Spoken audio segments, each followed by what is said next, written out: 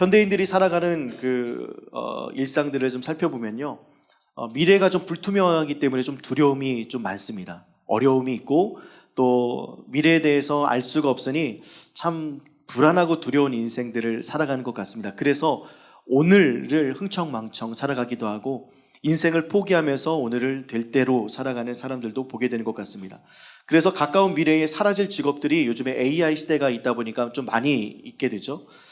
은행 창구 직원, 금융 사무직, 텔레마케터, 단순 고객 응대, 출판업, 연주자도 사라진다고 하네요. 왜냐하면 AI가 똑같이 연주를 할 수 있으니까요. 게다가 요즘에 쇼츠나 릴스를 보면 약간 부자연스러운데 사람이 나와서 이야기하고 말하는 그런 AI 영상이 좀 많이 나오지 않습니까? 그러다 보니까 연주자를 대체를 충분히 하고도 남을 만하고, 원래는 드럼은 불가능했거든요. 근데 드럼마저도 지금 정복돼서 어쿠스틱 연주를 마치 하는 것처럼 지금 그렇게 발전됐습니다. 그래서 연주자 이제 필요 없게 되고, 또 스포츠 심판, 오히려 AI가 훨씬 더 정확하게 심판을 하기 때문에, 그다음에 재판도 요즘에 그런 얘기들 많이 하죠. 판매직, 오프라인 판매직, 속기사들, 우리 글 빨리 치시는 분들, 이게 필요가 없게 됐습니다. 왜냐하면 녹음해서 바로 문서로 만들어주니까요. 그 대부분 대체가 되어서 사라집니다. 그렇지만 새롭게 각광받는 그런 직업군도 있죠. 크리에이터가 됐고, 빅데이터 분석과 헬스케어, 바이오 전문가, 친환경 에너지 분야, 사이버 보안, 그 다음에 AI 관련된 모든 산업에 대한 부분들은 이제는 좀 상향될 것이다라고 생각합니다. 그리고 어떻게 보면 출산율이 낮기 때문에 실버 어떤 케어가 오히려 각광받는 그런 직업군이 될 거라고 분류를 합니다. 그러다 보니까 어떻게 살아야지라는 생각들을 많이 하는 것 같습니다. 어떻게 살아야 되지? 5년 뒤, 옛날에는 10년, 20년을 생각하면서 살아가지만 그냥 당장 내일 어떻게 하지? 내년 어떻게 하지? 야, 큰일 난 거 아닌가? 이제 도대체 어떻게 살아야 될까라는 생각들을 많이 합니다. 그래서 내일이 불분명하기에 오늘을 되는 대로 살아가는 현상들이 많이 나타나서 묻지마 살인, 그 다음에 층간소음도 이해하지 못하고, 또 요즘에 엘리베이터에서 인사하는 친구들 본 적 있습니까? 거의 없는 것 같아요. 게다가 엘리베이터에 타면 기본적으로 우리가 뭔가를 듣더라도 좀 볼륨을 줄이는 게 맞는데 요즘 친구들은 줄이지도 않습니다. 게다가 담배 피시는 분들 보십시오. 그냥 담배를 걸어가면서 핍니다. 예전에도 물론 저도 저희 아버지 담배 심부름도 하고 어렸을 때 담배 자판기도 있었던 거 기억하십니까? 어린아이들에게 술 심부름하고 담배 심부름 했던 시절도 있었지만 그때는 그런 어른들을 보면 그래도 숨기기라도 했습니다. 근데 요즘은 그거 없어요. 게다가 제 친척 동생이 제가 20대 한 후반쯤에 길에서 만났는데 갑자기 담배를 이렇게 하더니 이렇게 해서, 야, 그래도 형 앞에서 담배 피는 게 좀 그렇지 않니? 그랬더니 그 친구가 했던 이야기가 20대 후반, 걔는 20대 중반. 너 엄마 앞에서 피는데? 전 정말 충격받았습니다. 엄마 앞에서 어떻게 담배를 피지? 근데 지금은 어른 앞에서도 담배 피고, 최근에 나왔던 어떤 영상을 보니까요, 지하철 안에서도 담배 핍니다. 그 담배 끄세요 해도 왜 담배 피면 안 되는데요? 사람들이 불편해 하잖아요. 나는 괜찮잖아요. 그 다음에 임산부 자리, 남자가 앉아있어. 어떻게 임신하지? 할머니가 앉아있어. 어떻게 임신하지? 아직까지 경수가 끊어지지 않았구나. 이렇게 생각해야 되나요? 그러니까 너무 오늘 내 스스로가 만족된 인생을 찾고자 하는데 그 이유는 미래에 대한 두려움이 있기 때문에 그렇다. 게다가 학부모와 기간제 교사가 모의해서요, 시험지 빼돌린 사건 혹시 여러분들 기사로 보았나요? 중학교 1학년부터 지금 중3 1학기까지, 고3 1학기까지인가요? 야, 계속 시험지를 훔치다가 새콤에 걸렸다는 거 아닙니까? 그래가지고 모든 게 0점 처리됐고, 걔 중에는 아이에게 안 준 것도 있다고 하지만 그걸 어떻게 믿습니까? 매번 1등 했는데. 그러니까 미래가 불분명하니까요, 내일이 두려움이 있으니까 이와 같은 일들이 벌어집니다. 미래에 대한 막연한 두려움 앞에 오늘을 던지며 살아가도 부끄럽지 않은 세상 속에 살고 있기 때문에 그렇습니다. 왜냐하면 누구나 그렇게 살아가고 있고, 저 사람도 그렇고 저 사람도 그렇고. 아까 우리 이두영 집사님 이렇게 십자가 모양 가지고 예수 천국 불신 지옥 하시는 분 계시잖아요. 요즘에 인천공항까지 진출하셨거든요. 영어로 막 이렇게 예수 전하고 막 그래요. 누군가에게는 그게 참 이렇게 그러신 분도 계신데, 뭐 그거는 떠나서 각각 그 구역마다 그 십자가를 메고 예수 천당 불신 지옥 하신 분들 계시거든요. 그런데 그 구역 싸움이 일어났나 봐요. 가슴에 이렇게 띠를 띠고 뭐 이렇게 전도하시는 분과 십자가를 지고 예수 천당 불신 지옥 하신 분이 서로 싸워요. 십자가를 메고 막 서로 발차기 하고 막 두들차기 하는데, 놀라운 건 십자가를 떨어뜨리잖아요. 이게요, 믿는 사람이나 믿지 않은 사람이나요, 오늘을 살아가는 이유에 대해서 생각하지 못하다 보니까, 그러니까 미래에 대한 것들을 하나님께 맡기고 미래에 대한 두려움들을 하나님께 맡기고 오늘을 살아가야 되는데, 걱정, 근심, 초조함, 이렇게 일상을 살아가지 못하는 그 두려움 속에 살아가다 보니까 오늘을 귀하게 여기지 못하며 남들에게 피해주면서 살아가고 있는 현상들이 종종 나타나기도 합니다. 제자리 우리 에피소드 6을 마치면서요, 하루 감사하자고 말씀을 좀 드렸죠. 의미 있는 감사를 좀 드리자. 그래서 우리 그 10명의 나병 환자들이 예수님께서 이제 제사장에게 가서 내 몸을 보여라 라고 하면서 막 코도 붓고 귀도 생기고 손가락도 막 떨어졌던 것들이 붓고 살점도 내 몸이 이렇게 감각이 막 돌아오는 것들을 보면서 사마리아 인만 그 자리에서 하나님께 영광 돌리고 방향을 틀어 예수께로 갔고, 그래서 우리가 감사의 방향, 의미 있는 오늘을 살아가는 감사는 방향을 올바르게 설정하는 것이다. 그래서 올바른 방향으로 가게 되면 예수께서 뭐라고 말씀하시냐면 일어나 가라, 내 믿음이 너를 구원하였다, 이와 같이 말한다고 했습니다. 한번 우리 누가복음 17장 19절 말씀을 우리의 목소리로 한번 읽어보면 좋겠습니다. 시작.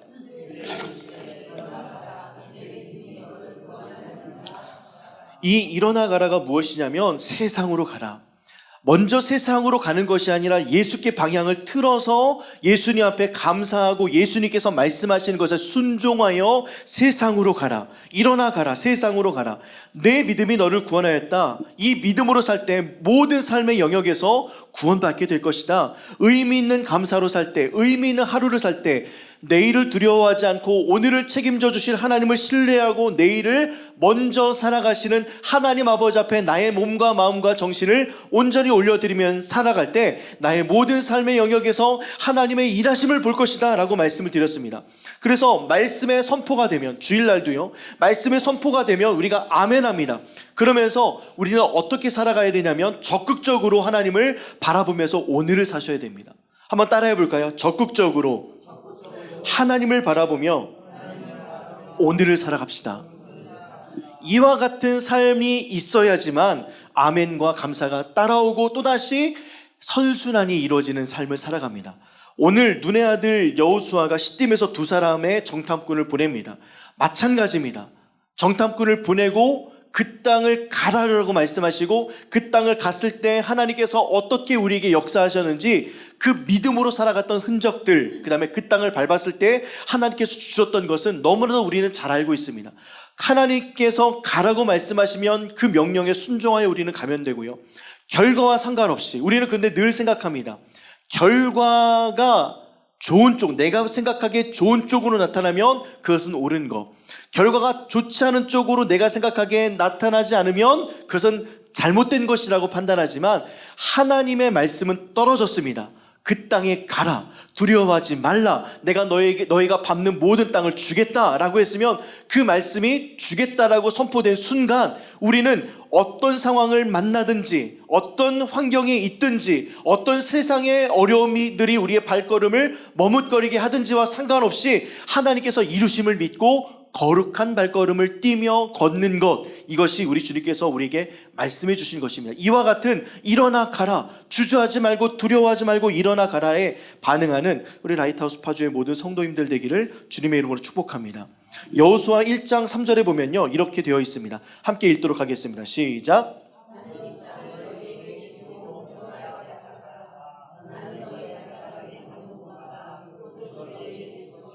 너희 발바닥이 닿는 곳마다 그곳을 너희에게 줄 것이다. 이것을 하나님과 모세 사이에서 언약을 이루었고요, 그 모세가 이스라엘 사람들에게 여호수아가 2세대들 데리고 하나님의 말씀을 선포한 것입니다. 그래서 나는 너희의 발바닥이 닿는 곳마다 그곳을 너희에게 줄 것이다. 모세와 언약했던 것들을 다시 한번 여호수아에게 말씀하시고 여호수아가 이스라엘 백성들에게 이야기합니다. 이것을 메시지 성경에서는 이렇게 기록하고 있는데요. 함께 읽겠습니다. 시작. 발로 밟는 한 구석도 빠짐없이 하나님의 말씀으로 살아가는 모든 백성들에게 하나님의 말씀에 순종했을 때 발로 밟는 땅을 한 구석도 빠짐없이 너희에게 모두 주겠다가 하나님의 마음입니다. 그렇다면 하나님의 마음, 한 구석도 빠짐없이 주겠다라는 우리는 그 땅에 대한 것만 생각하지만 우리는 무엇을 생각해야 되냐면 하나님의 말씀이 선포됐고 우리는 순종에 대한 부분을 생각해야 됩니다.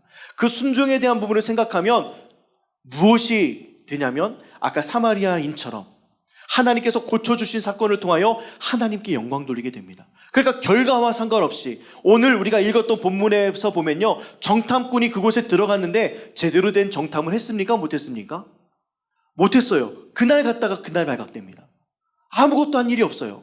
정탐 갔다가 정탐에서 온 것이 없고 오히려 라합의 기상집에 묵었다가 그곳에 머물다가 발각되고 그날 저녁에 밧줄 타고 내려온 것밖에 없습니다. 마치 실패인 것 같아요. 그런데 하나님께서는 그것을 순종으로 여기시며 그 정탐꾼이 밟았던 그 땅을 주셨습니까? 주지 않으셨습니까? 주셨습니다. 우리가 제국이라고 여겨지는 그 여리고 성벽이 2겹이나 됩니다. 게다가 성벽 첫 겹과 두 번째 겹 사이에 마을을 이루었는데 그 마을에서도 가장 꼭대기, 가장 천민들이 살아갈 수밖에 없고 천대받을 수밖에 없이 살아갈 수밖에 없는 이 조나라고 하는 단어는요, 여지없이 성접대부입니다. 다른 말로 대체될 수 없어요. 그냥 창녀입니다. 몸 팔아서 거기 보면 아버지와 어머니가 있었고 형제 자녀들을 먹여 살릴 수밖에 없는 몸 파는 여자에게 가서 정보 얻으려고 갔습니다. 그런데 정보력은 대단했습니다. 우리가 후반절에 읽다 보면 그 여자가 알고 있는 정보력이 얼마나 대단합니까? 그가 마른 땅을 걷고 온 것 사실도 알고요. 그 다음에 아모리 왕 시온과 옥을 죽인 것도 압니다. 2 왕을 죽였던 사실도 알고요. 이 왕들을 죽이셨던 이스라엘의 하나님이 얼마나 두려운지를 이 여인이 알았습니다. 그러니까 얼마나 많은 정보력이 있었을까요? 그러면 이 여인은 누구를 상대했느냐? 바로 외지의 상인들을 접대했던 여자였고요. 국경 수비대를 접대했던 여자이고요. 그 다음에 두 번째 그 성벽이 첫 번째 겹과 두 번째 겹이 있는데 첫 번째 겹은 없는 사람들, 가난한 사람들이 요 사이에 살았습니다. 그 성벽에 살았습니다. 그러면 성벽을 넘어오는 외적에서 제일 먼저 죽었던 사람들이 가난하고 소외된 사람들입니다. 볼품없는 사람들, 이름 없는 사람들입니다. 그런데 하나님께서는 그 이름을 기억하시고 라합이라고 불러주시면서 이 많은 사람들을 대하고 많은 사람들을 받아들여야만 했던 그 서글펐던 시절 그 여인의 나이가요, 추정하기 10대입니다. 그 10대의 그 젊은 여인이 몸을 팔아서 가족의 생계를 부양해야 될 만큼 어려운 삶을 살아가고 있었던 그 시대에 군인들과 외제 상인들과 그 사람들을 만나고 연락하고 교제하고 그 다음에 접대하면서 그가 살아갔던 시간들을 통해 정탐꾼은 제대로 된 곳에 가기는 했습니다. 그런데 아무런 정보를 얻지 못하고 나올 수밖에 없었습니다. 목숨만 부지한 채요. 이것은 그들의 실패가 아니라 하나님께서 그에게 순종함으로 말미암아 첫 번째 관문을 통과해서 밟은 그 땅을 이름 없는 2 정탐꾼에게 주셨고, 또한 이름 없이 살아가고 있는 그 라합을 통하여 하나님께서는 그 라합의 가정을 구원하시며 이 라합이 누구의 자손이 누구의 이름으로 불려집니까? 다윗의 호주 할머니라고 불려집니다. 놀라운 사건들을 하나님께서 이루시는 것들이 바로 이 2 정탐꾼의 순종의 발걸음을 통하여 주님께서 말씀하십니다. 하나님께서는요, 발로 밟는 땅을 한 구석도 빠짐없이 너희에게 모두 주겠다. 그리고는요, 하나님께서는 약속을 여호수아서 1장 3절부터 9절까지 하나님의 약속을 막 무한으로 쏟아내십니다. 뭐라고 되어 있냐면 발이 닿는 곳을 주겠다, 영토가 되게 하겠다, 대적할 자가 없게 하겠다, 너와 함께 하겠다, 떠나지 않겠다, 버리지 않겠다, 차지하게 하겠다, 어디로 가든 형통하게 하겠다, 평탄하게 될 것이다, 형통하리라, 함께 하겠다. 그러면서 하나님께서는 그 땅으로 가라 말씀하시고 여호수아는 2 정탐꾼을 보내면서 일어나 가라와 같은 명령이 있고 위와 같은 약속을 주신 것입니다. 그래서 하나님의 명령에 따라 정탐꾼이 갔지만 조금 전에 말씀드렸던 하나님의 약속을 쏟아냈던 것들을 그들은 경험하지 못했습니다. 그들은 단 한 가지도 경험하지 못했습니다. 발이 닿는 곳으로 주지도 못했고요. 그 다음에 영토가 되지도 못했습니다. 또한 함께하겠다 했지만 오히려 발각되어서 여리고성에 있는 군사들의 수색을 당해야만 했습니다. 언제 죽을지 모르는 그런 상황에 놓여 있습니다. 어디로 가든지 형통하리라 형통이 없어 보입니다. 근데 그들에게 있을 때 그 마음 가운데 무엇이 작동했기 때문에 이들이 그곳을 통하여 그곳에 가서 부정적인 메시지나 부정적인 말들이 단 한 가지도 안 남았는지 한번 살펴보면 좋겠습니다. 정탐꾼 하면요, 어떤 또한 정탐꾼이 생각이 나냐면 가데스 바네아라는 곳에서 모세가 정탐을 시도했던 적이 있습니다. 한 1년 반 정도 이제 광야 생활을 하다가 시내산에서 10계명을 받고 난 이후에 이스라엘은 약속의 땅 입구까지 도달했거든요. 근데 각 지파별로 한 명씩 12명을 선발했습니다. 이걸 왜 선발했냐면 백성들이 요구합니다. 왜냐하면 그 땅 좋은 거 알아요. 하나님께서 가나안 땅 우리에게 주실 거, 거기 약속의 땅, 젖과 꿀이 흐르는 땅이 꿀이 흐를 만한 땅이라는 것은 알고 있는데 그곳에 들려오는 소문에 의하면 안악 자손이 살고 거대한 거인이 살고 우리는 메뚜기와 같은 모습으로 살아갈 수밖에 없어서 분명히 전쟁하면 질 것이 뻔하니까 그 마음의 의도와 태도가 고스란히 녹아져서 모세에게 건의합니다. 우리 각 지파에 한 명씩 정탐꾼을 뽑아서 12명의 정탐꾼을 가지고 그 정탐꾼이 가데스 바네아에서 우리 정탐하게 합시다. 모세가 좋게 여겼습니다. 그래서 12명의 정탐꾼이 들어갔지만 우리가 알고 있는 것처럼 10명은 어떤 보고를 했습니까? 부정적인 보고를 했어요. 그 당시에 이스라엘 백성들 안에 팽배했었던 그 부정적인 의도, 거기 가면 우린 죽을 거야, 거기 가면 우리는 살해당할 거야, 거기 그 땅에 우리는 범접하지도 못할 거야, 하나님의 약속보다 하나님의 크심보다 그 사람의 크심과 그들의 큰 상황과 그 두려움을 마음속으로 믿게 되면서 하나님을 믿지 않고 신뢰하지 않게 됩니다. 그래서 하나님을 믿지 않고 신뢰하지 않게 된 결과 어떤 일이 벌어졌느냐, 40일 동안 정탐을 했거든요. 하나님께서는 그 40일 동안 그 정탐했던 그 시간을 통해 하루를 1년으로 여겨서 40년 동안이나 이스라엘 백성들을 훈련시키십니다. 하나님의 말씀에 순종하지 않고 그 말씀을 따르지 않았던 것, 가라 했을 때 믿음으로 가지 않았던 발걸음을 주님께서는 죄로 여기시고 잘못된 것으로 여기시고 그들에게 40년이라는 시간을 광야에서 살게 하시고 훈련시키셨습니다. 그것이 바로 가데스 바네아입니다. 그런데 놀라운 사실은요, 가데스 바네아의 에브라임 지파의 대표가 누구입니까? 여호수아였어요. 유다 지파의 대표가 누구였습니까? 갈렙이었습니다. 이 두 사람만 긍정적인 보고를 드렸습니다. 그래서 다음 세대들과 여호수아와 갈렙만 지금 그 땅 앞에 서 있는 것입니다. 그렇다면 정탐꾼이라고 이야기하면 모세 시절에 본인이 갔던 정탐, 부정적인 보고, 그 다음에 상황들, 이스라엘 백성들의 반응, 이것들을 너무나도 잘 알고 있을 텐데 왜 여호수아는 다시 정탐꾼이라는 카드를 들었을까요? 왜 정탐꾼이라는 카드를 들어서 모세는 하나님의 말씀에 순종하고자 믿음을 드러내 보여자 했을까요? 바로 이것입니다. 본인이 정탐꾼으로 가서 올바른 것들을 보고했습니다. 그래, 그 땅에 젖과 꿀이 흐르는 건 맞아. 그리고 그곳에 거민들이 사는 건 맞아. 그런데 우리 하나님이 더 커. 우리에게 주셨던 약속의 땅 우리는 반드시 받을 거야 라는 하나님의 약속과 그 순종과 하나님의 신실하심을 경험했던 그는 그 하나님의 신실하심에 자기 자신을 맡겼던 거죠. 그리고 난 이후에 2명의 정탐꾼을 뽑습니다. 그 2명의 정탐꾼에게 이 가데스 바네아의 사건을 말했을까요? 말하지 않았을까요? 성경에서 기록되진 않았지만 본인이 갔다 왔던 그 정탐의 시기들을 이 이름 없는 무명의 사람들에게 이야기하면서 우리가 이 시대에 이랬어. 그렇지만 믿음으로 간다면 하나님께서는 반드시 이 땅을 주신다고 말씀하셨어. 그러면서 믿음과 하나님의 약속의 신실함과 언약의 신실함에 대해서 끊임없이 이 여호수아는 그들과 이야기를 나눴을 것입니다. 그래서 이 말씀을 신뢰하고 갔던 이 두 정탐꾼의 발걸음은 발각이 되었지만 부정적인 보고나 부정적인 말하지 않고 오히려 하나님을 신뢰하여 결국에는 여리고성이 하나님께서 전쟁하지 않고 무너뜨린 엄청난 기적의 성이 되지 않았습니까? 그곳에 첫 발을 들였던 자들이 바로 2명의 정탐꾼이라는 사실입니다. 여러분들, 하나님의 말씀에 순종하면요, 이와 같은 일들이 우리 가운데 벌어지는 줄 믿습니다. 하나님의 말씀에 순종하여 우리가 그 말씀대로 언약의 신실함 가운데 나아가면 놀라운 기적과 같은 일들을 분명히 경험하는 줄 믿어요. 그래서 우리는 어떤 구도로 하나님을 생각해야 되냐면, 우리는 늘 그렇게 생각합니다. 내가 저 큰 성 여리고에 들어가면 나는 작고 내 선조가 이야기했던 대로 메뚜기와 같고 정보력과 첩보력이 얼마나 빠릅니까? 그날 들어갔는데 그날 발각돼요. 그만큼이나 아주 촘촘하게 군사력과 체계가 잘 잡힌 그 제국에서 내가 그 나라를 바라보게 되면요, 나는 작을 수밖에 없습니다. 그런데 하나님께서 말씀하셨어. 그 말씀에 나는 순종하여 나는 그 제국과 이 땅 가운데 갑니다. 그러면서 그 땅을 바라보니까요, 그 땅은 하나님께서 주실 땅이 되어버리는 겁니다.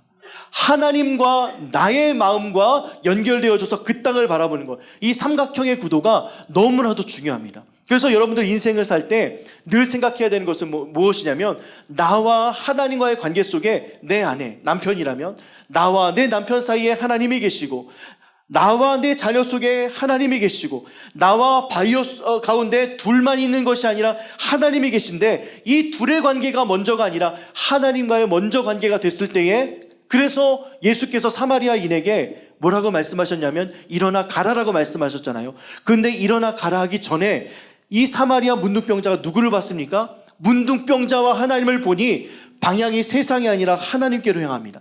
예수께로 향합니다. 다시 나와 예수님과 함께 있으니 예수께서 뭐라고 하시냐면 세상으로 가라. 이 삼각형의 구도가 아주 절묘하게 그려집니다.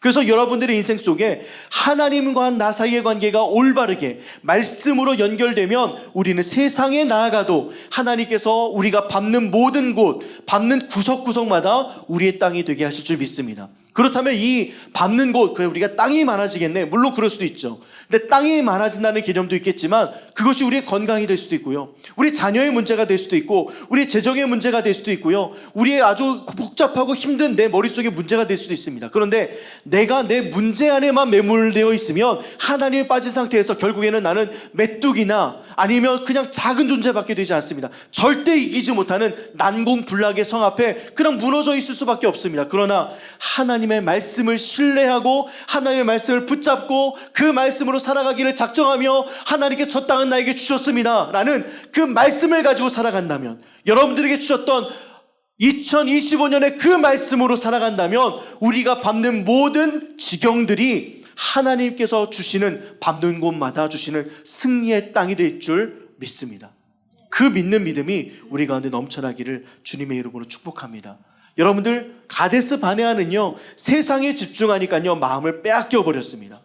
가데스 바네아는 세상에 집중했더니 마음 뺏겨버렸던 시간들이었습니다. 그래서 마음을 세상에 뺏기니 하나님께서는 세상 속에서 40년 동안 그들을 훈련시키셨습니다.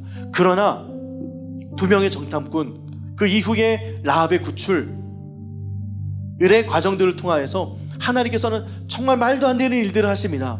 요단도 벽으로 만드시고 그곳에서 여리고성이 코앞인데 거기서 할례를 베푸십니다. 아무것도 못하게 만들어요. 그리고 하나님께서 그 전쟁에 이기십니다. 그러니 무엇을 의미합니까? 나와 하나님과의 관계가 있다면 우리 앞에 있는 여리고는 반드시 무너진다. 나와 하나님과의 관계가 바르게 서 있고, 하나님 이거 절대 아닌 것 같은데요, 하나님 이거는 좀 순종하기가 어려운데요, 한 내가 이성적으로 생각해 보았을 때 아무리 생각해봐도 이것은 이길 수 없는 싸움입니다. 내가 좀 이거라도 해야, 내가 좀 무엇이라도 해야 이것은 그래도 좀 해볼 만한 싸움인데, 하나님 이거 절대 안 됩니다 가 아니라 하나님 앞에 모든 것을 맡기고, 말씀 앞에 모든 것을 맡기고, 말씀을 따라가는 인생들 앞에 하나님께서는 우리에게 할례를 베푸시고, 그 안에서 하나님께서 베푸시는 그 순종의 모습을 통하여 여리고는 내가 감당한다, 여리고는 내가 무너뜨린다, 여리고와 같은 큰 성이 너 앞에 있을지라도 반드시 평지로 만들리라. 이게 하나님의 마음입니다. 말씀에 순종하면 그 땅으로 들어갈 수 있고요, 말씀에 순종하면 형통케 되고요, 말씀으로 말미암아 하나님과 나의 관계를 통하여 다른 제3자를 바라보는 그 상황을 바라보는 이 삼각형의 구도를 생각하면서 우리가 살아간다면 우리 앞에 있는 밟는 땅 여리고는요 반드시 우리에게 주시는 땅이 될 줄 믿습니다. 놀라운 것이죠. 정탐꾼과 라합을 누가 만나게 하셨습니까? 하나님이 만나게 하셨습니다. 이것도 삼각형의 구도입니다. 라합의 집에 머물렀을 때 라합의 집에 있는 자들과 군인들 사이에 하나님이 계셨습니다. 그리고 그 정탐꾼들을 도우셨습니다. 이게 하나님이시고요. 정탐꾼과 여호수아를 다시 만나게 하신 것 또한 하나님이십니다.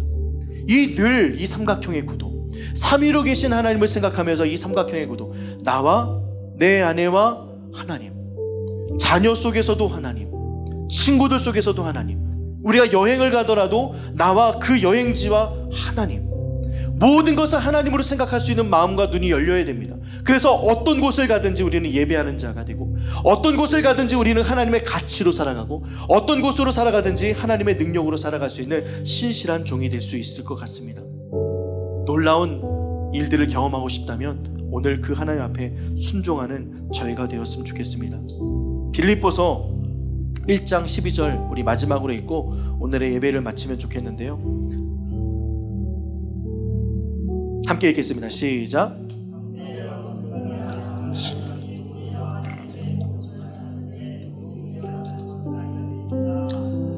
바울은요 옥에 갇힙니다.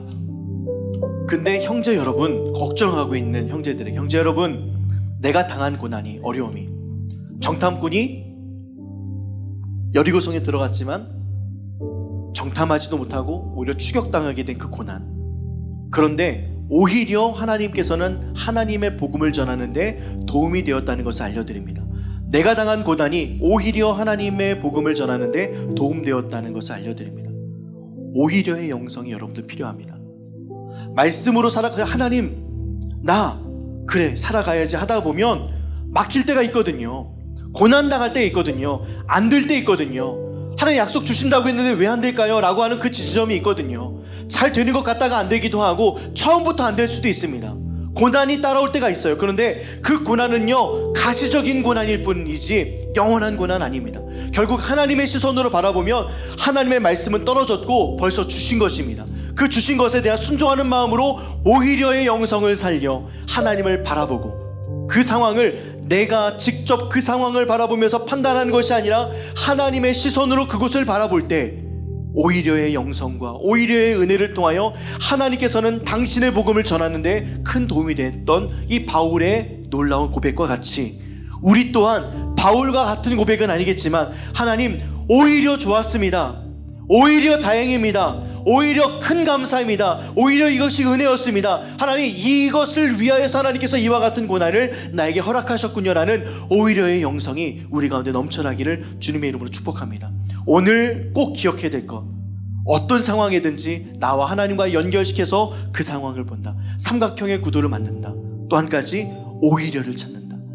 늘 하나님과 함께하는 사람은요 이 오히려, 하나님의 복음, 오히려 주님의 은혜, 오히려 주님께서 함께 하신다는 사실을 기억하면서 오늘을 살아갈 수 있습니다. 두려워할 필요 없습니다.